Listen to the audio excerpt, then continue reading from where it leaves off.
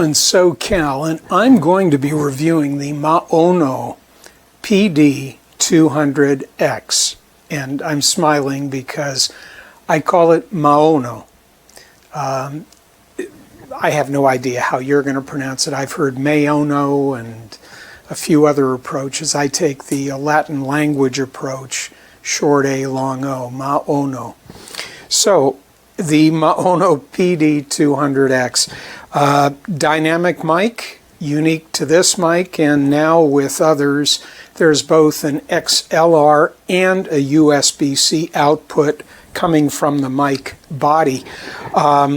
It is a microphone that has been called a budget mic.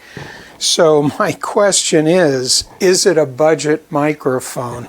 And if I'm comparing it in the under $100 price range to other microphones, yes, it's in that category. But I'm sort of realizing after testing a few other budget mics that this is, I think, a cut above. The way I'm doing the review, I've actually got my A6400 Sony camera running, and what I'm feeding into the camera is my wireless lapel mic system. Transmitter is here, and of course the receiver's on the camera. At the very same time, I am recording, and I'm checking out a 7-inch monitor right over there that is monitoring my output from the MAONO, going through the boom and over to a tower system computer over there, USB-C cabling to a USB-A going into the computer. About what you get with the mic, by the way, you don't get the earbuds. I'm sure you figured that out. I use buds because they're a little easier, although they tend to want to fall out every now and then.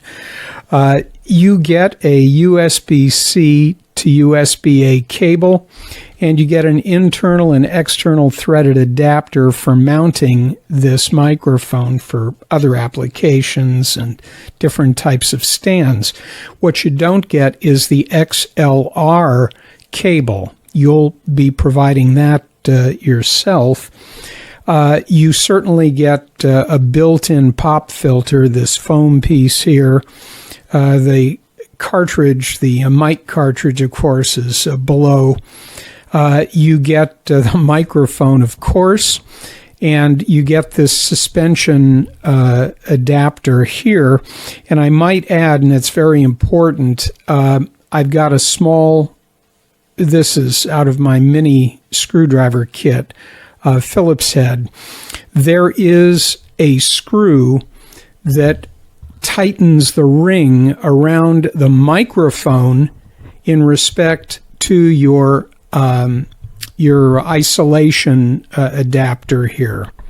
Okay, so if I want to true up my microphone, turn the mic body itself, I found that I can just go to the Phillips head screw that's on the ring here and just unscrew it and reposition the mic and tighten it up. You don't want to over tighten for sure. So that's what you get with the mic, and it didn't take me very long to figure everything out. I think the only thing that took a little time on the bottom side was the fancy little button that controls the aura light around the perimeter of the microphone. So let's take a look at the controls. Okay, let's take a look at the back side of the mic. You're going to see, and I bet you've read this on the vendor page, of course, this is a dual function dial. You push it in and it's a switch, and it'll switch from green to blue. And green is gain, and blue is your earphone monitoring, or as I have reminded myself, green for gain, blue for buds, meaning earbuds. So that's my way of remembering it. Now I'm going to tell you, if there were anything I didn't care for about this mic, and I do like the microphone, when it's in the green gain position, what I found is that you only have tactile detents. You can feel them.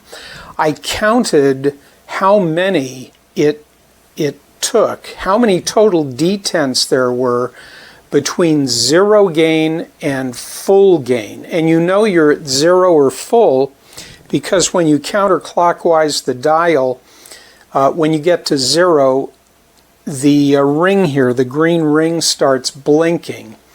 When you max out the dial on the gain, the green starts blinking. Well, I did it very slowly, and I came up with a total of 25 detents as I turned that dial, like clicks, but it's sort of a gentle detent. So the point is, I went to maximum and I did some testing and found I was clipping my audio a bit, so I backed off about 5 detents, and that's what you're hearing now. I've got maximum minus 5 detents, and I was doing a little adjusting in my post-editing software, my video editor.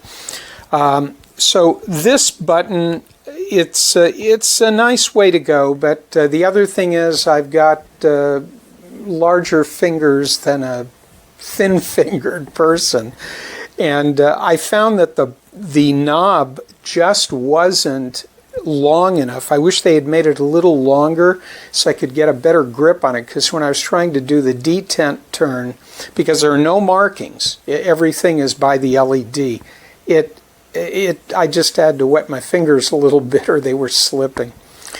Anyway, so you go from the green, and then if I push it in, you can see it goes blue. Now I'm going to adjust. Well, I'm not going to touch it, but I already made my adjustments. Then I go back to gain. Up here, you've got a mute button, so in the middle of talking, you just don't hear anything. And then, of course, when I hit it again, we're back. That's the back side. And the only thing I didn't show you, and I guess I'll try it now, I haven't mastered it, but, and I'm trying to talk into the mic, by the way, if I choose to go back and forth, well, I will go back and forth, but want to make sure you can hear through the mic. This little button on the bottom of the mic, if you tap it, there we go. So you have to hold it 2 seconds and it switches, and then you hit it and there it goes to an amber. I don't even know if you can see these colors given my 3200 Kelvin lighting. There it's green. Tap it again, it's a dark green. Tap it, it's blue. And there's another one in here. It's a, there it is. It's an undulating LED. I'm not sure I'd ever want that, quite honestly. I just tapped it back to white. I like the simple illumination. Not that I need it, but if I'm going to have the illumination, I think I'd rather just keep it basic. It's sort of a high Kelvin, color. It's up in the 5600 Kelvin category. So that's a brief description of the mic. My opinion of the MAONO microphone, and again, I just can't help but get back to the word budget. It's a cut above every other budget mic I have used and reviewed. I've got a good number of dynamic mics that have been coming in for review, and I have to tell you, one of the mics from a name brand and at a price that's about twice what this one is priced at, it definitely sounds good. It's at the high end of the prosumer level.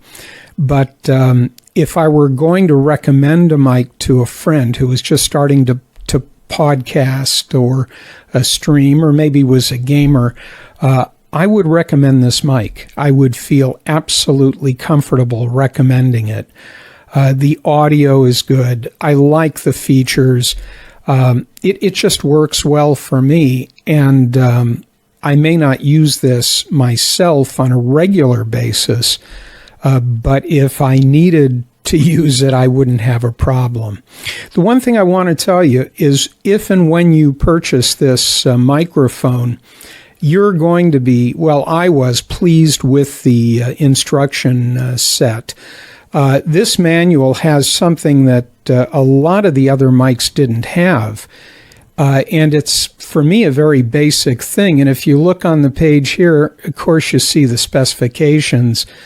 But you'll notice that it shows the mic pattern and it shows frequency response. This is, of course, their rating. But given the quality of this budget microphone, I tend to trust that that the numbers are reasonably good, reasonably accurate. So I like the fact that I could actually see the mic pattern. This is not something that I found on other microphone instruction booklets, and it's well written. They go into details about connecting through Windows, connecting with a Mac product. It's a thorough, easy to read, and it makes sense. It's like somebody actually proofread it. Well, listen, I like the microphone. It's a 5-star item, quite simply. I think Amazon is offering what I believe to be an extremely good option if you're getting into narration, streaming, podcasting, etc. I'm primarily camera-based, and I'm using all of these dynamic USB microphones, not the XLR. I've really tried it, and it was more trouble than it needed to be. And of course, there's a trade-off. USB, it's software controlled, and XLR, you've got the external hardware, and I'm just not needing the external hardware because of the type of video work I do. So I think it's a good mic. I'd recommend it, and that's my opinion. This is a USB XLR podcast dynamic microphone. The model number is PD200X, and it has RGB LED lighting. Looks like it comes with a foam windscreen and this shock mount here. Here's a little bit of background around this microphone and the company behind it. There's also some information about the actual microphone itself, including a USB-C style port, as well as the XLR connector, a 3.5mm headphone jack, has a mute button on there, which is convenient if you want to mute on conference calls or even podcasts. And it looks like there is a 2-in-1 digital knob to control mic gain and headphone volume. Here is the product label for the unit. See some of the other features that they list on the side there. Dynamic microphones aren't going to be as sensitive as condenser microphones, so they're better for areas where you have a lot of background noise that you don't want to pick up. That's why a lot of people choose them for recording podcasts and other use cases. Here's the manual. You see some of the same information about the product. Read about the description here, and it looks like the sampling rate and word length is 24-bit, 48 kilohertz, which is a reasonable sampling rate and word length for voice. The frequency response of the microphone, 40 to 16 kilohertz. I don't know what the tolerances are. You can see in the graph here where they sort of draw this frequency response. It doesn't look like this is actually a measurement of this particular unit, but this may be a typical frequency response for this microphone. But that's perfectly acceptable for voice recording, so it covers the human frequency range for voice. And there's also a gain range from 0 to 42 decibels. I don't know if that's going to be enough because the sensitivity here, it looks like 52 dBV per Pascal, so you might need to apply 50 dB or more of gain on your mixer in order to get a decent usable level here. And for USB, it looks like negative 10.5 dBFS, so it's negative 10 decibels full scale that it'll register when you input 1 Pascal of sound pressure level. And the maximum SPL that this supports is 130. So just look a little bit closely at this frequency response curve. So it said 40 hertz, and the lower end of the graph is 50 hertz here. So we really don't know what's going on at 40, but you can see that this is a pretty steep drop off here. So normally these are calibrated at 1 kilohertz. So it looks like we're at negative 13 or so at 1K. So negative 13 at 50, we're at negative 28. So negative 13 to 28, that is about 15 decibels of drop off by the time you get to 50 hertz. It's probably even more than that once you get to 40. It looks fairly flat though in the lower frequency range, other than you're getting a drop off around maybe 120 hertz here. So you won't get a lot of low-end frequency response there because it is dropping off fairly rapidly there. But it does look like you get a bit of presence boost here at 5K and also at 6, 7, 8K in this higher range here. I guess what I would watch out for here is any sibilance, because that tends to be that frequency range. This looks like a fairly wide cardioid pattern here. So you can see that it's mostly rejecting sound from the back. That's 180 degrees here. You know, it's picking up a pretty wide angle here from the front, which is good, so you don't have to be exactly on axis for it to pick up the sound. Thumb through a few more pages here, showing you how to mount the shock mount to a mic stand or a boom arm. And it's showing you how to connect it to a computer using the USB cable and also plugging in headphones. Here's how you'd plug it into an audio interface using XLR. And here are some of the button functions for muting and what the colors mean. There's an RGB switch there to control the colored lights. And it is reminding you that it is an end address microphone, so you need to speak into the end of it, not to the side. And then there's some Windows setup guides, Mac OS setup guides, a link guide. There's some software that comes with the microphone, so you can download that and adjust some of these settings. It looks like you could adjust EQ, the colors, a limiter, compressor. You'll need to download the software in order to access that. Here's the microphone itself. The microphone is fairly lightweight. It is a metal housing here, and this knob rotates infinitely. There's no hard stops on either side. And then there's a microphone mute button here, which does kind of make a click sound when you click it. It's not a soft touch. Let's see, is this removable here? Yes, the windscreen can be removed. And oh look, it reminds me of a Shure SM7B with this internal grille design, but this just comes off there. And then this is a translucent plastic material there for the RGB lighting, but you can sort of see the capsule there, the dynamic capsule at the end here. But this windscreen helps minimize plosives, so we'll keep that on there. Look at the back of it, you can see that there's an XLR connector, a USB-C connector, headphone jack, again 3.5 millimeter, and then this is an RGB light here that you can click. And then this shock mount looks like it can be removed, but right now it looks like it's probably tightened down here. There's a screw here, but it's at an angle, and that's what's holding this shock mount onto the microphone. So there's no other way to mount this microphone without this shock mount, and it's not really designed to be a handheld microphone. We'll leave the shock mount there. There are a few silicone O-rings here on the sides that help absorb the shock there. This is a 5/8 inch socket thread there. And then you can loosen this and adjust the angle there. It does seem to have a little bit more than 180 degrees of adjustment range there. We'll lock that into place. This is a USB-C cable. They do not include an XLR cable, but it is USB-C on one end, and on the other end it is USB-A.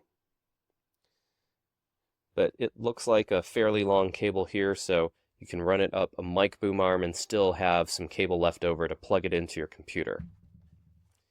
Lastly, you've got this 5/8 to 3/8 thread adapter. If your microphone stand has a 3/8 stud on it, you can insert this, use a coin, insert it all the way and tighten it, or if you have a 5/8 thread, you could just use it without this adapter. I have this short tabletop stand. I'm just going to mount it on here. Actually, I'm going to loosen the middle part here. It's a little trick. So I'm not rotating the microphone around this way. All I have to do is spin. I'm just spinning this middle column here to tighten it down. And that makes it easier to attach a microphone to a stand. All right, so that's in. Tighten down the center column so it doesn't keep spinning around. Then I'm going to loosen this knob to adjust it and point it towards my mouth. I think I'll raise it just a bit so it gets closer to my mouth. Typically with dynamic microphones, I like to have them at most 6 inches away from my mouth. I'm going to raise this up so that it's at a good height, and then I'm going to plug this in through XLR to the video recorder so you can hear how this sounds. Alright, now I have this dynamic microphone plugged into the video recorder directly. I have the gain set to 40 dB on the video recorder XLR input because that is the maximum that it supports, and you can hear how it sounds. Currently, I'm about 4 to 5 inches away from the end of the microphone, but I'm talking directly into the end of the microphone. I'm going to have to boost this probably in post and editing in order for it to match the same level. But what I'm going to do now is I'm going to move the microphone closer to my mouth so that it's about 1 inch away from my mouth. Alright, so right now the microphone is about 1 inch away from my mouth and I'm talking directly into it. She sells seashells by the seashore. We can also do Peter Piper picked a peck of pickled peppers. And you can hear if there are plosives or not with this microphone. Peter Piper picked a peck of pickled peppers. She sells seashells by the seashore. The shells she sells are surely seashells. That's the sound of this microphone. This is going through XLR. It's an analog connection into the recorder. You could also connect this through USB, and then you could also use the software to adjust the settings on the microphone, like EQ, compressor, and so forth. This is just basic analog connection right now, so you get an idea of how the microphone sounds, but you could always change the tone of it, adjust the balance of the different frequencies using EQ in the software that you download from the manufacturer's website. When you have it plugged in through XLR, you can notice that the lights don't go on. I do have phantom power on, so it's not apparently drawing power from the phantom power, but I think that only happens when you have the USB cable connected here.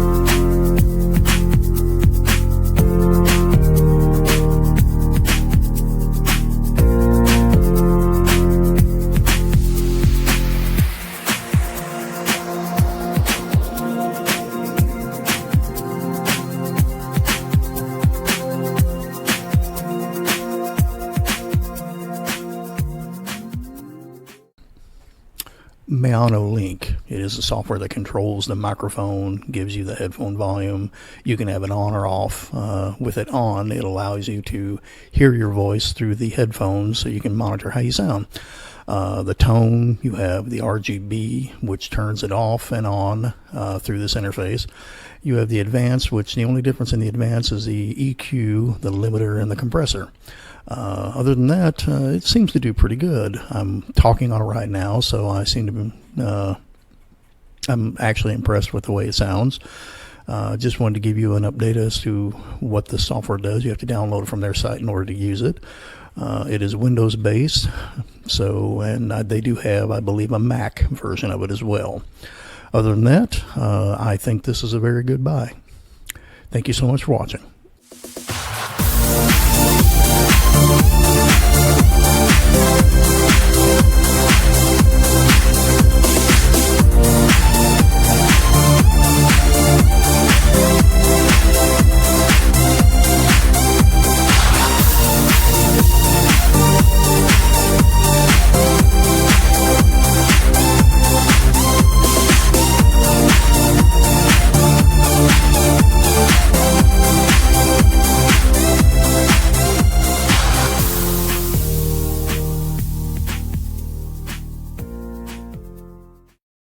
Hey, what's going on, Amazon? And I just wanted to give a review on the MAONO USB XLR podcast dynamic microphone PD200X.